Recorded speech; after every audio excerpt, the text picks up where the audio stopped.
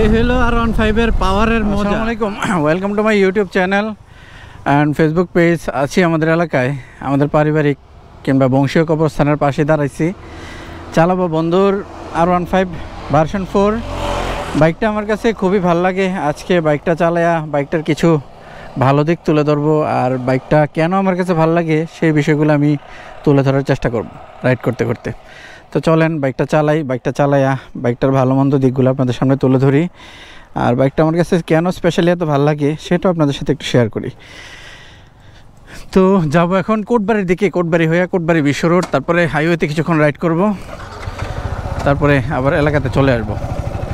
শুরুতেই আমি যদি বলি বাইকটার পাওয়ার, এই বাইকটার পাওয়ার আমার কাছে এতই ভালো লাগে। থ্রোটল দেওয়ার সাথে সাথে বাইকটা যেভাবে দৌড় দেয়, মানে কি আর বলবো। এই যে আমি লালমাই পাহাড়টা উঠবো, দেখেন বাইকের পাওয়ারটা কি পরিমাণ পাওয়ার আউটপুট দিচ্ছে। পাহাড় উঠতেছি মনে হচ্ছে যে নর্মাল কোনো রাস্তা উঠতেছি এরকম মনে হচ্ছে। 3 নম্বর গিয়ারে আছি, 3 নম্বর গিয়ারে পাহাড়টা উঠতেছি। চমৎকার একটা পাওয়ার আউটপুট দিতেছে। একটা গিয়ার বাড়াইলাম। এই হলো R15 এর পাওয়ারের মজা। আর এটাতে আমার আরও যেটা যে কারণে ভালো লাগে, এটার 6 স্পিড গিয়ার বক্সের যে পাওয়ারফুল ইঞ্জিন, ওয়াটার কুল ইঞ্জিন। অনায়াসে আপনি বাংলাদেশের যে কোনো দূরত্বের রাস্তায় আপনি বাইকটা নিয়ে অতিক্রম করতে পারবেন নন স্টপ। যেহেতু ওয়াটার কুল ইঞ্জিন, আপনি না দাঁড়াইয়া বাইকটা দীর্ঘক্ষণ রাইড করতে পারবেন। বাইকের ওভারহিটিং কোনো ইস্যু আসবে না। আরেকটা বিষয় যেটা আমার ভালো লাগে, বাইকের স্লিপার ক্লাচ। এই যে আমি এখন বাইকের গিয়ার কমাবো, ক্লাসের কোনো ব্যবহারই করবো না। দেখেন এই যে ক্লাস থেকে আমার হাত সরানো আছে। এই যে আমি একটা গিয়ার কমা 3 নম্বর গিয়ার দিছি, এই যে 2 নম্বর গিয়ার দিছি, ক্লাসে হাত দেই নাই। দেখছেন, এটা হলো স্লিপার ক্লাসের মজা। এবং গিয়ার আপ করার সময়ও এই যে আমি গিয়ার বাড়াই 4 নম্বর গিয়ার দিলাম, ক্লাসের কোনো ব্যবহার করলাম না, ক্লাস ধরার প্রয়োজন নাই। এই যে 5 নম্বর গিয়ার দিলাম, ক্লাস ধরা লাগলো না। এই যে 6 নম্বর গিয়ার দিয়ে দিলাম, আমার ক্লাস ধরার কোনো প্রয়োজনই হচ্ছে না। তো এই জিনিসটা আর কি, এটার মধ্যে একটা মজা যে স্লিপার ক্লাস সিস্টেম ব্যবহার করা হয়েছে।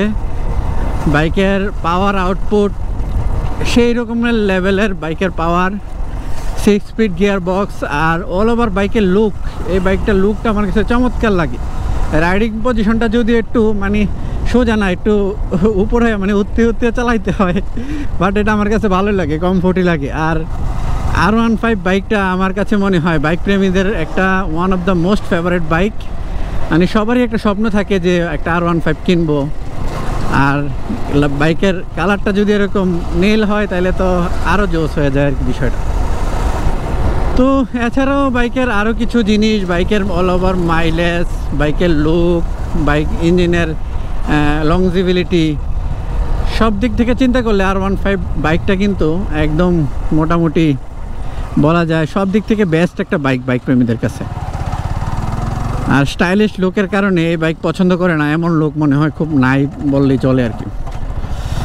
তো কোটবাড়িতে চলে আসছি, সবাই ভালো থাকেন। এই বাইকের প্রশংসা তো করলাম, দুর্নাম আসলে আমি এই বাইকের কখনোই কোনো কিছু পাই না, সবসময় প্রশংসাই করি, কারণ বাইকটা খুবই ভালো লাগে আমার কাছে। সবাই ভালো থাকেন। See you next time another blog.